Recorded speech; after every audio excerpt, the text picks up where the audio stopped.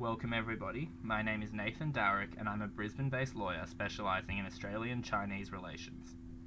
This meeting today has been called to discuss the current foreign investment climate in the People's Republic of China.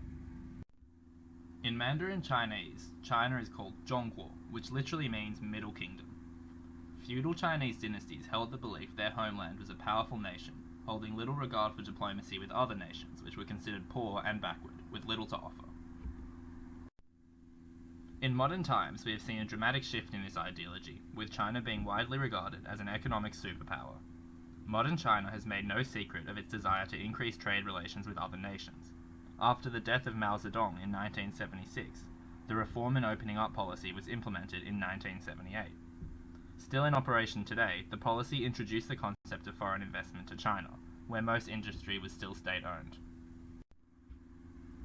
Fast forward to 2017, and the effects of the Reform and Opening Up policy can still be seen in the implementation of modern legislation. In China, various regulations establish the rules which foreign investors must abide by when seeking to contribute capital to Chinese industries. One such example is the Foreign Investment Catalogue. The Chinese government originally began publishing the catalogue in 1995, and since then, the catalogue has been through a number of different iterations. Recently, the 2017 version of the catalogue has been released, making it the 7th edition of the regulations. The 2017 catalogue includes a section listing industries in which foreign investment is encouraged, the encouraged category, and a section which imposes administrative measures on foreign investors, the negative list. The negative list is further divided into two categories, the restricted category and the prohibited category. The restricted category includes some industries where foreign investment will be subject to shareholding restrictions, administrative approvals, and other special administrative measures. All other industries that are not included within the encouraged category or the negative list fall within the permitted category, meaning that foreign investors will not be subject to special restrictions or administrative measures compared with domestic investors. In accordance with the Chinese government's desire to encourage foreign investment, each subsequent version of the catalogue allows greater investment opportunities. In 2017, 63 industries are listed as either restricted or prohibited, 30 less than the 93 which existed in the 2015 catalogue.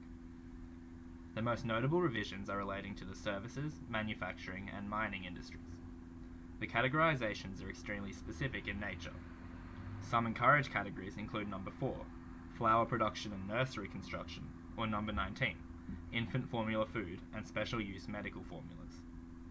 As a result, I encourage investors to peruse the categories in their own time, while I give a more general outline on the catalogue's nature. The government of China has stated that it will encourage investment in the following industries or sectors: high technology, production of equipment or new materials, the service sector, recycling, clean production, and the use of renewable energies and environmental protection, categories reflected in the 2017 list's encouraged section. However, the Chinese State Commission for Development and Reform stated in 2007 that investments in sectors or Chinese companies that already have a relatively strong production capacity and use advanced technologies will not be encouraged. In addition, the country appears to discourage foreign investment in sectors deemed key to social stability, sectors for which China seeks to develop domestic firms into globally competitive multinational corporations, and sections that have historically benefited from state-sanctioned monopolies or a legacy of state investment. These restrictions are of special note to potential investors. Even if investment in these sectors has not yet been explicitly moved to the negative list, investing in industries which are discouraged by the Chinese government is inadvisable. Not only is there potential for the industries to become categorized as prohibited in future, investors will also have to contend with administrators' reluctance to grant foreigners investment privileges. However, investment in non-discouraged industries in China is easier than ever before thanks to a number of factors. Most obviously, the revised foreign investment catalogue opens up new avenues of investment, but a number of further factors are contributing to China's willingness to expand foreign trade and investment. One such example is the Australia-China Free Trade Agreement.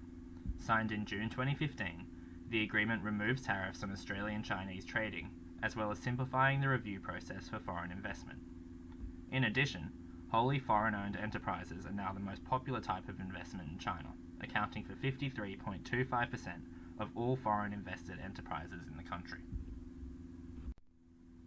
Since October 2016, China's Ministry of Commerce has adopted a new filing system which repealed the previous pre-approval procedure required for a foreign investment enterprise with the ministry, provided that the foreign investment is not to be made in one of the industry sectors specified in the negative list. As a result, according to Feng Aiqing, the Chinese Vice Minister of Commerce, over 95% of new foreign enterprises in China do not need government approval before they are set up, and the registry procedures take less than 3 days, compared with more than 20 days previously. In short, bureaucratic difficulties involved with foreign investments are at an all-time low, and investing in Chinese industries is easier than ever before. Currently, foreign investors enjoy corporate tax reductions, exemptions of tax on dividends repatriated during a certain period, and other tax advantages. Moreover, foreign direct investment incentives include packages of reduced income taxes, resource and land use fees, and import-export duties, as well as priority treatment in obtaining basic infrastructure services, streamlined government approvals, and funding support for startups. These tax exemptions are made according to the regulatory zone the company is registered in. There are 5 special economic zones and 14 coastal cities. In addition, China is in possession of the biggest internal market in the world, with 1.3 billion potential customers, and a market which grows on average by 7% a year. Finally, labour costs remain relatively low, especially when compared to the Australian market. The Chinese civil aviation industry is unique among markets in China, as it is the only industry where foreign investment is not just encouraged, but given priority over domestic investors. The supplementary provisions to the provisions on foreign investment in the civil aviation industry were implemented into Chinese law in January 2017 and mandated to take effect on the 1st of May. The supplementary provisions provide that investors from Hong Kong and Macau, as well as foreign investors, may be the sole investors in aviation industries including, but not limited to, air freight and warehousing, ground services, aviation food, and parking lot projects. The legislation also removes the previous restrictions which require the controlling shares in general aviation maintenance and repair to be held by the Chinese State Party, allowing foreign investors the right to invest in maintenance and repair in the form of equity or contractual joint venture. Finally, the obligation that foreign investors must also engage in international maintenance and repair is cancelled by the supplementary provisions. These relaxed provisions allow investors much greater freedom to contribute to an industry which is experiencing huge growth. Within the next 20 years, China is predicted to witness 10% annual growth in demand for air transport, compared to just 2% US growth. In addition, as reported by Xinhua news agency last year, the Chinese government invested 77 billion yuan, which is equivalent to 11.9 billion US dollars, with the intention of driving key construction projects and aviation-related upgrades in the industry. In summary, the Chinese market is ripe for foreign investment, with new regulations making overseas contribution easier than ever before. The Chinese government has demonstrated its willingness to promote overseas investment not just through newly implemented regulations, but also in the form of officials speaking to media outlets about their desire to encourage foreign investment, or through systems like the Australia-China Free Trade Agreement.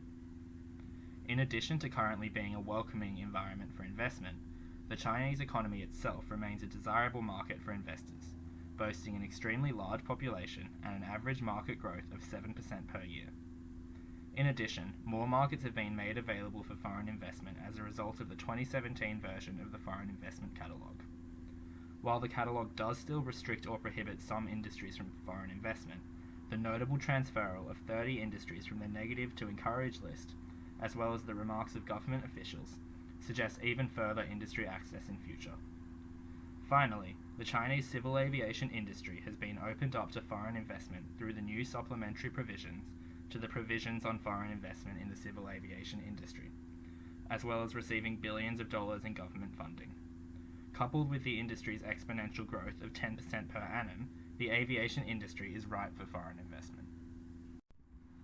Overall, the People's Republic of China is more accessible to foreign investment than ever before, and potential investors would be wise to consider investment in an economy which shows no signs of slowing down. Thank you all for your time.